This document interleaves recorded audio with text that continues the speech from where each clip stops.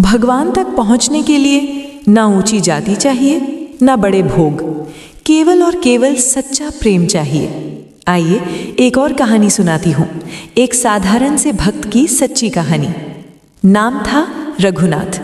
गरीब और समाज की नज़रों में छोटा था, लेकिन उसके हृदय में श्री कृष्ण जी के लिए असीम प्रेम था।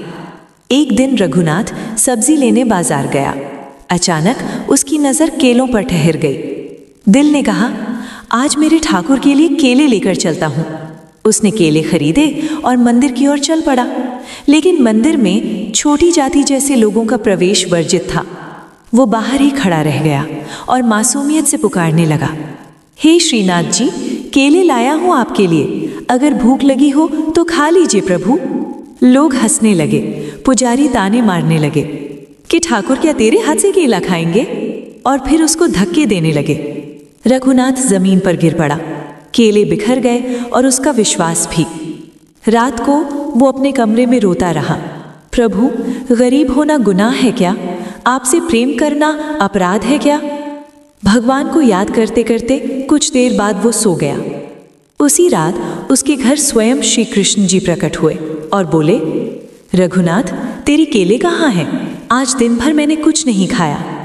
रघुनाथ रोते हुए, अब क्यों आए प्रभु? दिन में क्यों नहीं आए? रात में क्यों आए?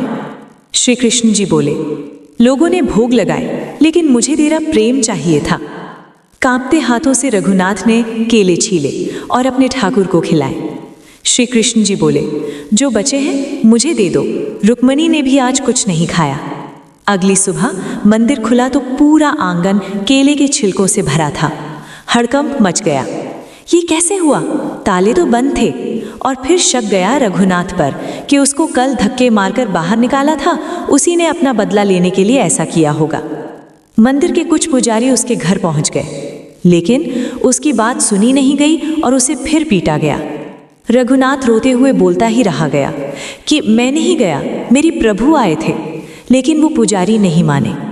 लेकिन जब वो पुजारी मंदिर पहुंचे तो मंदिर का द्वार बिना ताले के अंदर से बंद था।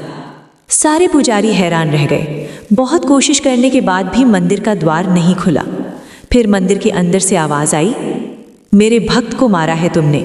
जब तक उसे सम्मान के साथ पालकी में बिठाकर नहीं लाओगे, ये द्वार नहीं खुलेंगे। सभी पुजारी दौड़े, पैर पकड़कर माफी मांगी और रघुनाथ को पालकी में बिठाकर मंदिर लाए।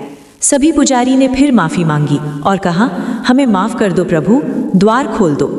और उसी क्षण मंदिर के द्वार खुल गए। उस दिन मंदिर की सभी पुजारी भक्ति का असली मतलब समझ गए। भगवान जाति नहीं देखते, हैसियत नहीं देखते, वे देखते हैं केवल भक्ति। दोस्तों, ये सच्ची कहानी अच्छी लगी तो कमेंट्स में जय श्री कृष्ण जरूर लिख देना।